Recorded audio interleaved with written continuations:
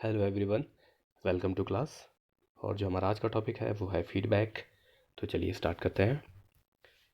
Feedback, information और comments about something that you have done which tells you how good और bad it is. कोई information या comment जो हमें बताता है, जो हमने कोई काम किया है या हमने कोई सर्विस प्रोवाइड की है या हमने कोई कम्युनिकेशन किया है, उसकी रिगार्डिंग हमें ये पता लगे वो अच्छा था या बुरा था। तो ये क्या होता है हमारा फीडबैक। चलिए देखते हैं यहाँ पर। Feedback refers to the response और reaction of the receiver to the sender message. Feedback is the essence of communication and is final step of communication process. Without feedback from the receiver, communication process is incomplete. This feedback may be simply oral or written message or an action or simply silence.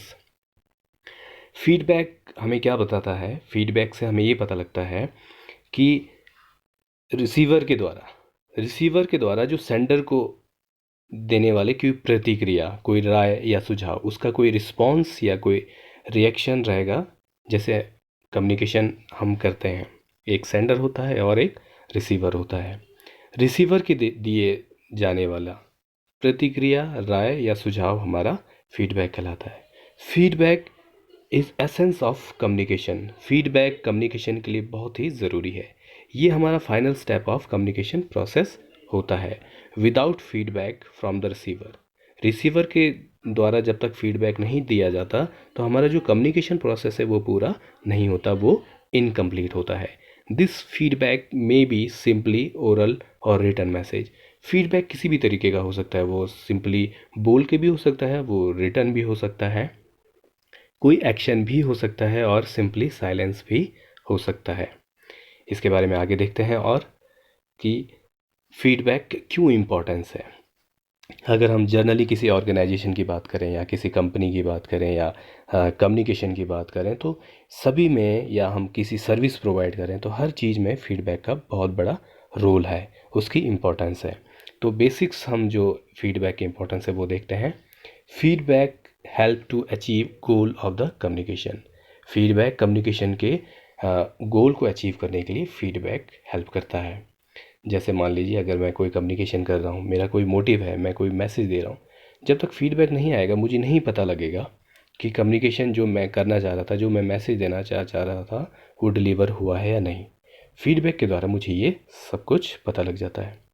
दूसरा है problem solving and decision making. Problem solving और decision making में भी हमारा feedback importance role अदा करता है। To exchange idea and opinion. हमारे आइडियाज़ को एक्सचेंज करना और अपनी राय देना। जैसे हम अपनी राय देते हैं कि हाँ, ये इस तरीके से हो सकता था, वो भी फीडबैक का पार्ट है और ये भी हमारे लिए इम्पोर्टेंस है। नेक्स्ट है collecting information for good planning.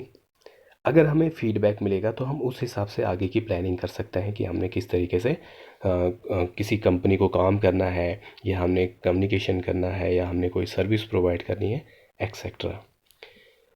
Create better understanding between sender and receiver. Communication में फीडबैक बेटर अंडरस्टैंडिंग दोनों के बीच में, जो सेंडर है और रिसीवर है, उन दोनों के बीच में एक अंडरस्टैंडिंग डेवलप करता है।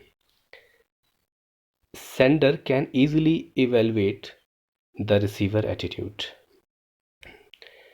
जो हमारा सेंडर है वो फीडबैक के द्वारा ये पता लगा सकता है कि रिसीवर का एटीट्यूड कैसा है और क्या है। इम्पोर्टेंस ऑफ फीडबैक में हम अब कम्युनिकेशन की रिगार्डिंग देखेंगे कि आगे इसके क्या क्या इम्पोर्टेंस है। तो सबसे पहला है हमारे पास यहाँ पर, feedback is the final component and one of the important factor in the process of communication. जैसे कि हम डेफिनेशन में भी पढ़ चुके हैं कि जो फीडबैक है वो फाइनल कंपोनेंट है, फाइनल प्रोसेस या फाइनल स्टेप है कम्युनिकेशन का। ये इम्पॉर्टेंट रोल अदा करता है कम्युनिकेशन प्रोसेस में। या हम ये कह सकते हैं कि कम्युनिकेशन का प्रोसेस विदाउट फीडबैक पूरा नहीं हो सकता। नेक्स्ट है the sender needs response of the receiver in order to decide effectiveness of communication. Sender के फीडबैक से ही हमें पता लगता है कि जो हमारा कम्युनिकेशन था वो इफ़ेक्टिव था या नहीं था। अगर उसके बाद समझ आ जाती है जैसे हम कहना चाहते हैं तो वो इफ़ेक्टिव था। अगर नहीं आती है तो इट मीन्स कि हमारा कम्युनिकेशन जो है वो इफ़ेक्टिव नहीं रहा। फीडबैक कैन बी नेगेटिव और पॉजिटिव। फीडबैक नेगेटिव भी हो सकता है और पॉजिटिव भी हो सकता है। फीडबैक जैसे हम पूछते हैं कि हाँ जी हमारी सर्विस कैसी लगी है, या हम कोई सर्विस प्रोवाइड कर रहे हैं, वो हमें पॉजिटिव फीडबैक भी दे सकते हैं कि बहुत अच्छा था, जो मेरी रिक्वायरमेंट थी वो पूरी हुई है, ये भी हो सकता है। नेगेटिव ये भी हो सकता है कि हाँ, उसको नेगेटिव ना कह के एरिया ऑफ इम्प्रूवमेंट हम कह सकते हैं कि हमें किस चीज़ में इम्प्रूवमेंट करना है। वो उनकी तरफ से वो नेगेटिव हो सकता है, लेकिन हमारे लिए वो एरिया ऑफ इम्प्रूवमेंट है। हमें उन चीज़ों को इम्प्रूव करके उसमें क्या करना है, अपने को डेवलप करना है, अपने को पॉजिटिव वे में लेना है। नेक्स्ट है feedback. The feedback tells the sender many things, such as whether the message is received successfully or not, whether the receiver liked it or not, whether the choice of channel medium was appropriate, etc. Feedback हमें ये बताता है कि जो sender है वो message successfully deliver कर चुका है या नहीं कर चुका है, क्या रिसीवर को समझ आया है मैसेज या नहीं आया है, क्या क्या जो हमने चैनल यूज़ किए थे, मान लीजिए हम कम्युनिकेशन के लिए कोई चैनल यूज़ करते हैं, क्या वो बिल्कुल सही थे, सही से उन मीडियम का यूज़ हुआ है जिससे कि हम अच्छे से कम्युनिकेट कर पाए हैं या नहीं। फीडबैक हमें ये भी बताता है।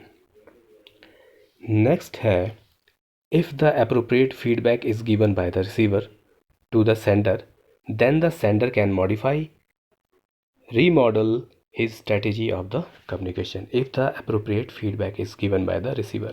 अगर रिसीवर के द्वारा एक सही तरीके से फीडबैक दिया जाता है सेंडर को, तो सेंडर उस हिसाब से, जैसे एरिया और इम्प्रूवमेंट की बात कर रहे थे हम, तो उस हिसाब से अपने मैसेज को वो मॉडिफाई कर सकता है, रीमॉडल कर सकता है, और अपने